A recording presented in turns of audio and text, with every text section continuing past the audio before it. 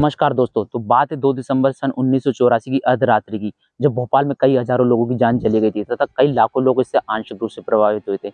हाँ दोस्तों, तो हम बात कर रहे हैं भोपाल गैस त्रासदी की, जो 2 दिसंबर सन 1984 को यूनियन कार्बाइड कंपनी में हुई थी, जो भोपाल मध्य प्रदेश के भोपाल जिले में हुई थी दोस्तों। तो दोस्तों आज हम बात करेंगे ये भोपाल गैस त्रासदी में कितने लोगों की जान चली गई थी तथा भोपाल गैस त्रासदी से लोगों के जीवन पर क्या प्रभाव पड़ा था। भोपाल गैस त्रासदी का मुख्य आरोपी कौन था, भोपाल गैस त्रासदी क्यों हुई थी, किस कारण हुई थी और भोपाल गैस त्रासदी में कौन सी गैस लीक हुई थी, उसका नाम क्या था। इन सब चीज़ों को दोस्तों आज हम गहराई से जानेंगे। तो दोस्तों बात है 1969 की, जब एक अमेरिकन कंपनी भोपाल में अपना एक मैन्युफैक्चरिंग प्लांट खोलती है जिसे यूनियन कार्बाइड कंपनी कहा जाता है। दोस्तों भारत में इस कंपनी को UCIL union carbide Indian limited के नाम से जाना जाता है। ये कंपनी जो एक 7 नाम की दवाई बनाती है जो कृषि और खेती करने के उपयोग में की जाती है, जिसका उपयोग करने से उर्वरकों में बढ़ोतरी होती है। तो दोस्तों इस प्रकार की दवाई को बनाने के लिए कंपनी को जो है एक केमिकल की आवश्यकता होती थी जिसे MIC मिथाइल आइसोसाइनाइड कहा जाता था। जो ये कंपनी है इस MIC को बाहर दूसरे देशों से इंपोर्ट करके भोपाल लाती थी, फिर 7 को बनाती थी। इस कंपनी का दोस्तों 49% जो है इंडिया के इन्वेस्टर थे इस कंपनी में, इसमें सरकार का भी इन्वेस्टमेंट था। दोस्तों वर्तमान में इस कंपनी को जो है एवरेडी इंडस्ट्री के नाम से सब लोग जानते हैं। दोस्तों बात है 1980 की, जब इस कंपनी को भयंकर लॉस होने लगा तो कंपनी ने डिसाइड किया कि कंपनी जो MIC है वो बाहर दूसरे देशों से इंपोर्ट करने की जगह भोपाल में ही इसका मैन्युफैक्चर करेगी। फिर कंपनी को, जबकि कंपनी को पता था दोस्तों कि ये जो MIC है एक पानी या हवा से मिलकर एक पॉइजन गैस बनाती है जो बहुत खतरनाक और बहुत जानलेवा होती है। फिर दोस्तों इस कंपनी ने जो है MIC को स्टोर करना प्रारंभ कर दिया। कंपनी जो है MIC को 3 टैंकों में स्टोर करके रखती थी लिक्विड फॉर्म में, जो टैंकों के नाम थे E610, E611 और E619। जो कंपनी है इन टैंकों में 2 टैंकों में MIC को 60% भर के रखती थी और एक टैंक को खाली रखती थी, ताकि जो MIC दोनों टैंकों में बढ़ती है तो तीसरे टैंक में जो है MIC को ट्रांसफ़र किया जा सके दोस्तों। और इनमें जो है एक इनके प्रेशर को मापने के लिए एक मीटर लगाया गया था, जिसको इस कंपनी के वर्कर रेगुलरली चेक करते थे।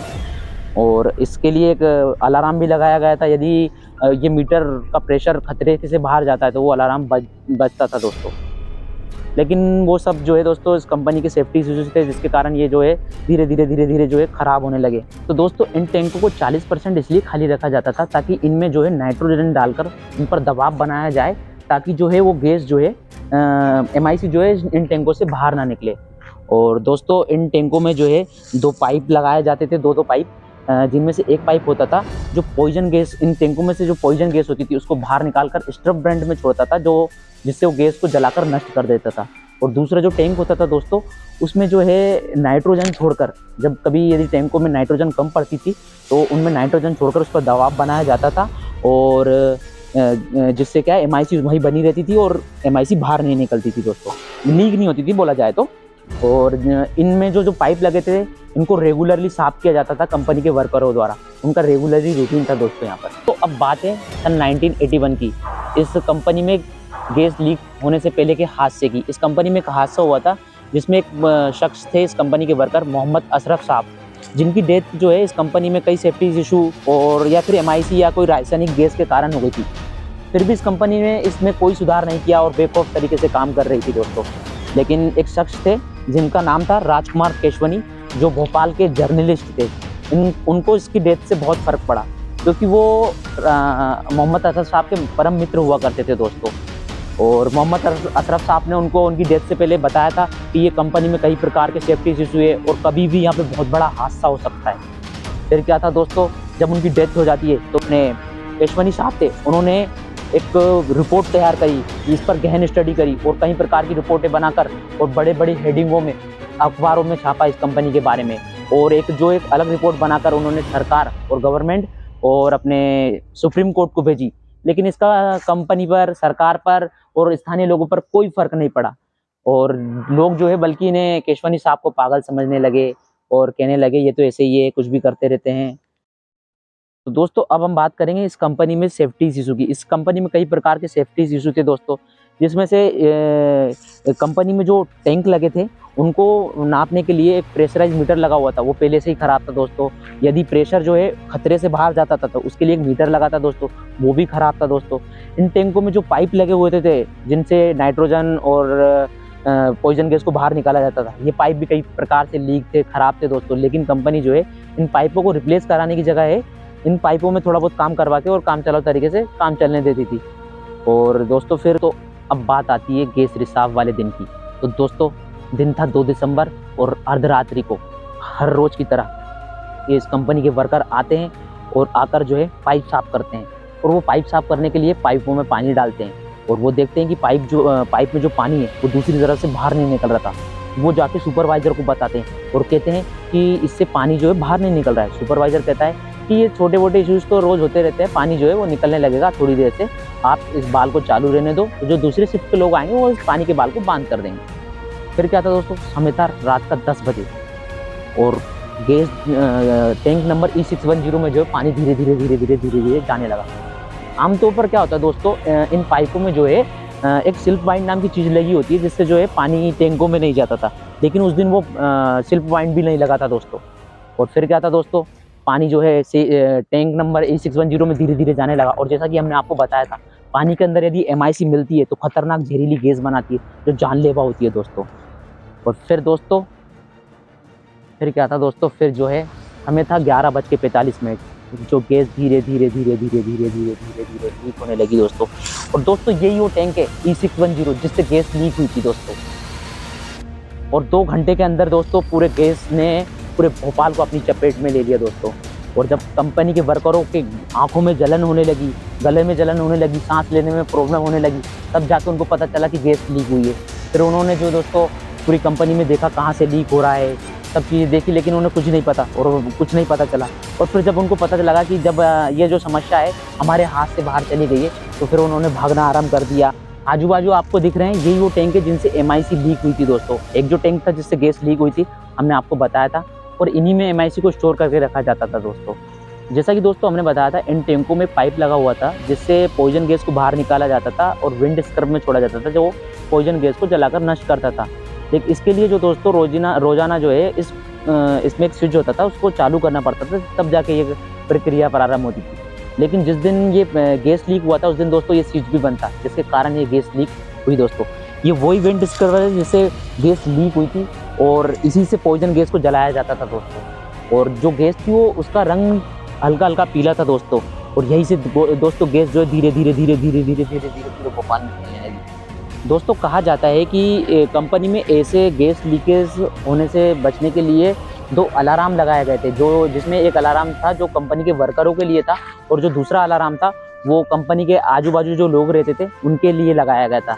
लेकिन जिस दिन ये गैस लीक हुआ था दोस्तों, उस दिन ये दूसरा जो अलार्म था वो पूरी तरह खराब था दोस्तों। वो जो दूसरा अलार्म था वो जो सामने आपको दिख रहा है वो है, जो बहुत तेज बजता था जिससे लोगों को पता चल जाता कि गैस लीक हो रही है।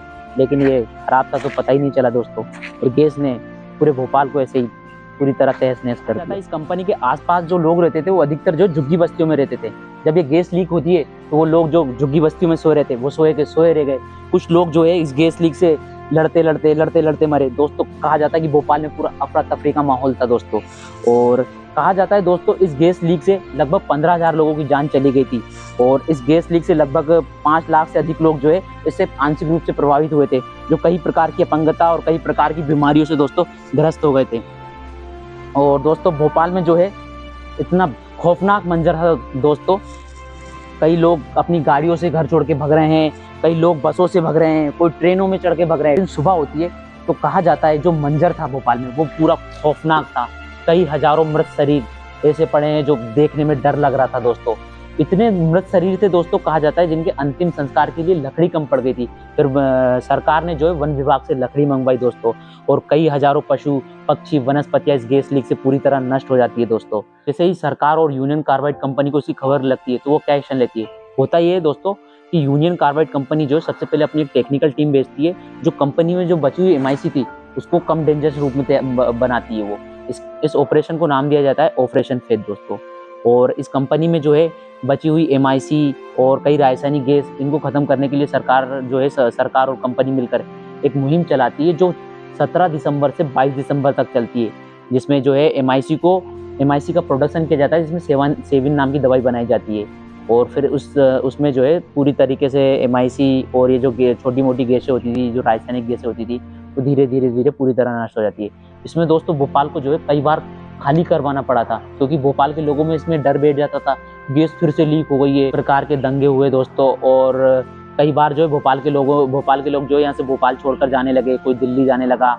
और जो सरकार ने जिस दिन इस एमआईसी को खत्म करने के लिए जो मुहिम चलाई थी, तब जो है भोपाल के लोगों को सरकार ने दूसरी जगह शिफ्ट किया, जिसमें कई रायसन, इटारसी, बेरसिया लोगों को वहाँ कैंप लगाकर छोड़ा, वहाँ उन्हें खाने के लिए सामान दिए, स्वास्थ्य सुविधाएं दी। ऐसी कई समस्याएं उत्पन्न हुई थी दोस्तों। कई लोगों ने इस कंपनी पे धीरे धीरे कई मुकदमे दाखिल किए। और इस कंपनी के जो चेयरमैन थे वॉरेन एंडरसन, इनको एक बार भारत सरकार द्वारा गिरफ्तार भी कर लिया जाता है और गिरफ्तार करके दिल्ली ले जाया जाता है दोस्तों। लेकिन जो वॉरेन एंडरसन थे, वो कुछ $2500 की छोटी रकम पर जमानत पर बाहर आ जाते हैं और भारत देश छोड़कर अमेरिका चले जाते हैं दोस्तों।